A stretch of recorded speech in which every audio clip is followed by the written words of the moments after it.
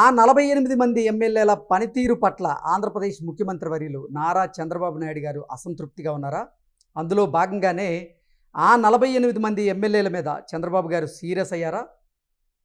వారికి లెక్కలు తేల్చేలాగా తీవ్రంగా హెచ్చరించారా వారినంటే అవునని సమాధానం ఇస్తున్నారు కొంతమంది రాజకీయ విశ్లేషకులు. ఈ నేపథ్యంలోనే ఈ అంశం మీద మనం పూర్తి స్థాయిలో విశ్లేషణ చేసుకుందాం. ప్రస్తుతం మనతో పాటు ఉన్నారు ప్రముఖ రాజకీయ విశ్లేషకులు జగదేవ్ గారు. వారితో మాట్లాడదాం.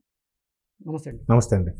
ఆంధ్రప్రదేశ్లో ఉన్నటువంటి 48 మంది ఎమ్మెల్యేల పనితీరు పట్ల చంద్రబాబు గారు అసంతృప్తిగా ఉన్నారని, అందులో భాగంగానే వారి మీద ఆయన సీరియస్ అయ్యారు అన్నట్లుగా కొన్ని వార్తలు వస్తూ ఉన్నాయి. అసలు ఏం జరిగిందంటారు? ఈ మధ్యకాలంలో మొందా తుఫాన్ లాంటి రావడం కానీ, లేదంటే ప్రభుత్వ పథకాలు ప్రజలకు చేరువ చేయడంలో కానీ ప్రతి ఒక్క స్థానికంగా ఉండే ఆ నియోజకవర్గ ఎమ్మెల్యే వాళ్ళు ఆ పెన్షన్లు పంపిణీ చేసేటప్పుడు పథకాలు రీచ్ అవుతున్నాయి లేదా అని ఒక సర్వే రిపోర్ట్ కోసం ఎప్పటికప్పుడు ముఖ్యమంత్రి చంద్రబాబు నాయుడు గారు సమీక్ష నిర్వహిస్తుంటారు. అది ఆయనకి అలవాటే. జనరల్గా టెలికాన్ఫరెన్స్ చేయడం కానీ, స్థానికంగా అక్కడ ఉండే ఆర్డీఓలతోని లేదంటే అధికారులతోని సమావేశం జరిపించి ప్రజలకి సరిగ్గా అందుబాటులో ఉంటున్నాయా లేదని చెప్పడం కానీ ఇవన్నీ చేస్తుంటారు. అయితే ఇప్పటికీ ప్రభుత్వం వచ్చి 16 నెలలు అయిపోతుంది. ఈ 16 నెలల్లో ప్రతి నెల కూడా ఏదో ఒక ప్రాంతం నుంచి లేదా ఏదో ఒక జిల్లా నుంచి ఏదో ఒక నియోజకవర్గం నుంచి ఈ చెక్కులు సరిగ్గా అందజేయడం కుదరలేదు, స్థానిక ఎమ్మెల్యే అందుబాటులో లేకపోవడం వల్ల అందజేయడం జరగలేదు చెప్పి మరలా సచివాలయంకి వెనక్కి వచ్చేయడం చెక్కులన్నీ కూడా. ఇదే మళ్ళీ ఆ లీవ్స్ వేస్ట్ కదా, మళ్ళీ కొత్తగా రాసి పంపించడం. ఎందుకు ఇలా జరుగుతుంది అంటే అక్కడ లబ్ధిదారులు లేరా లేదా అందజేసే వ్యక్తి లేరా? లబ్ధిదారులు లేకపోతే పర్వాలేదు, కానీ అందజేసే వ్యక్తులు బాధ్యతగా లేకపోతే ఎలా అనేది చంద్రబాబు నాయుడు గారి యొక్క ఉద్దేశం. సో ఈ నేపథ్యంలో ఆయన ప్రతిసారి కూడా జిల్లా ఇన్ఛార్జ్ మంత్రులకి చెప్తున్నారు, వాళ్ళకు ఉద్బోధ చేస్తున్నారు. అయినప్పటికీ కేవలం అసెంబ్లీ సమావేశాలు అప్పుడు మాత్రమే ఆ సమావేశాల మొత్తానికి ఒక 5 రోజులు 6 రోజులు అటెండెన్స్ వేసుకొని మమ అధ్యక్ష అన్నామా వెళ్ళిపోయామా అన్నట్టుగా చూసే కొంతమంది ఎమ్మెల్యేలు ఉన్నారు. ప్రతి జిల్లాలో కూడా ఒకరు ఇద్దరు ఎమ్మెల్యేలు ఉన్నారు. అది కూడా ప్రధానంగా టీడీపీకి చెందిన వాళ్ళు ఉండడం గమనార్హం. ఇక్కడ ఇప్పుడు జనసేనకు సంబంధించిన వాళ్ళైతే ఉన్న వాళ్ళే 21 మంది, 48 మంది అంటే అక్కడ ఎవరుంది? పైపెచ్చు జనసేన వాళ్ళు ఉన్నప్పుడు ఖచ్చితంగా ముఖ్యమంత్రిగా ఆయన చెప్పే అధికారం ఉంది, చెప్పొచ్చు. బట్ అక్కడ ఉప ముఖ్యమంత్రి పవన్ కళ్యాణ్తో కూడా చర్చించి ముందుకెళ్లే పరిస్థితి ఉంటుంది. ఇంకోవైపు వినిపిస్తున్న విమర్శ ఏంటంటే జనసేన వాళ్ళు తక్కువ మంది ఉన్నారు కాబట్టి, పైగా పవన్ కళ్యాణ్ గారు ఎప్పటికప్పుడు మనం కూటమిలో అందరం కలుపుకోవాలని చెప్తూ ఉన్న నేపథ్యంలో జనసేన ఎమ్మెల్యేల నుంచి అంతగా ఇబ్బందులు రావట్లేదు. ఎందుకంటే వాళ్ళ స్థానిక బలం పెంచుకునే దిశగా ప్రతి ఒక్కరు బాగా కష్టపడుతున్నారనే ఒక వార్త అయితే ఉంది. బట్ అయితే మిగతా ఎవరున్నారు? బీజేపీగా 8-9 ఉన్నాయి. మీకు ఎక్కువ మంది ఉన్నది టీడీపీ వాళ్ళు కాబట్టి టీడీపీలోనే ఎక్కువ సంఖ్య ఈ విధంగా గైర్హాజరు అవ్వడం అనేది ముఖ్యమంత్రి చంద్రబాబు నాయుడు గారికి మింగుడు పడట్లేదు. అరే ప్రభుత్వం వచ్చింది, అది కూడా ప్రజలు మనం ఏదో సాధించి చేస్తామని బంపర్ మెజారిటీ పనుల్లో అలాగే ఇటు పార్టీ పనుల్లో ఎంత బిజీగా ఉన్నప్పటికీ నిజంగా కార్యకర్తలతో ప్రజలతో చంద్రబాబు గారు లోకేష్ గారు మమేకం అవుతూ ఉన్నారు. ప్రజా దర్బార్ని ఏర్పాటు చేసి ప్రజల సమస్యలను తెలుసుకొని ఆ సమస్యలకి పరిష్కారం దిశగా లోకేష్ గారు అడుగులు వేస్తూ ఉన్నారు.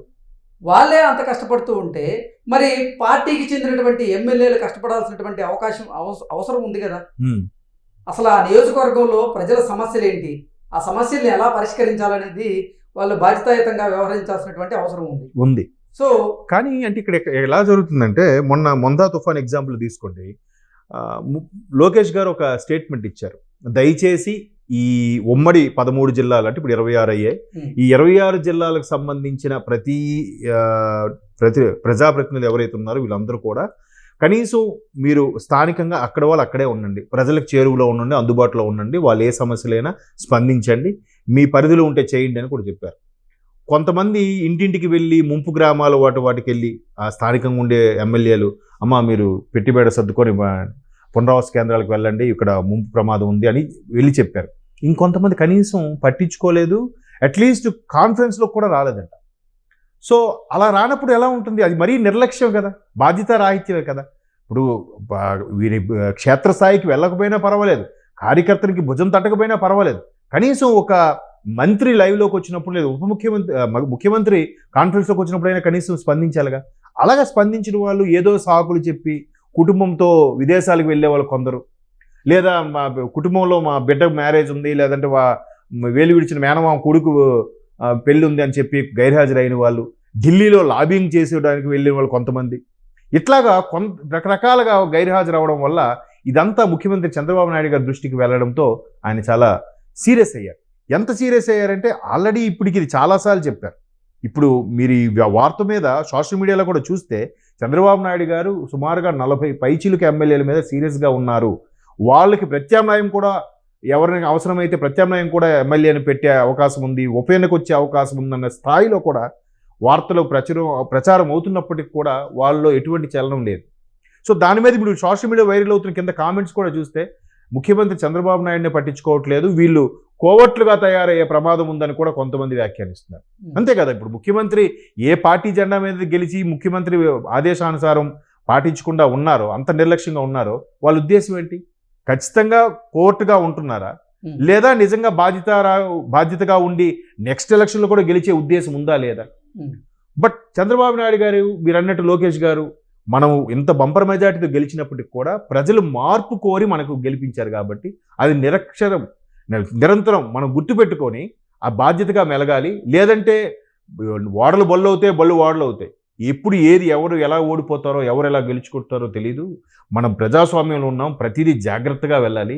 మనం అంతా పర్ఫెక్ట్గా ఉన్నా కింద స్థాయి ఆడవాడు గడ్డి తిన్నా, కింద స్థాయి కార్యకర్తలు ఎవరైనా తప్పు చేసినా దాని ఇంపాక్ట్ ప్రజాప్రతినిధికి వస్తుంది, ఆయన అప్పుడు ఓడిపోయే ప్రమాదం ఉంటుంది.